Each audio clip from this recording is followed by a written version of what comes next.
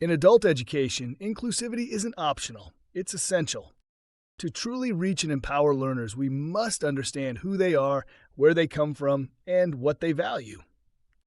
That's where cultural competence comes in.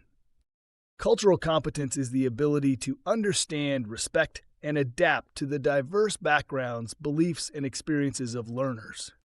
It's not just about being aware of difference, it's about honoring it. Adults bring their full identities into the learning space. Race, ethnicity, language, gender, age, religion, ability, and socioeconomic background all shape how they experience education. When those identities are ignored, learners may feel unseen, misunderstood, or excluded. But when we lead with cultural awareness and inclusivity, something powerful happens. Learners feel safe, they engage more deeply, and they bring more of themselves into the process. So how do we build cultural competence as educators? First, we reflect on our own identity and biases. Understanding how our perspective influences our teaching is step one. Second, we learn about the communities we serve. That means listening, asking questions, and being open to feedback. It also means acknowledging that we don't know everything and being willing to learn. Third, we design inclusive learning experiences. Use examples, case studies, and materials that reflect a wide range of cultures and lived experiences. Avoid stereotypes, generalizations, or one-size-fits-all approaches.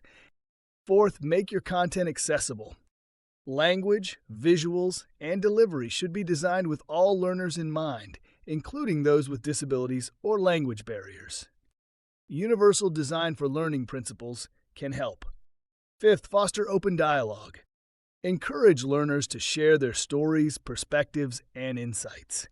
Create a space where respectful discussion and difference are not just allowed, but welcomed. Finally, keep evolving. Cultural competence is not a destination, it's a continuous practice.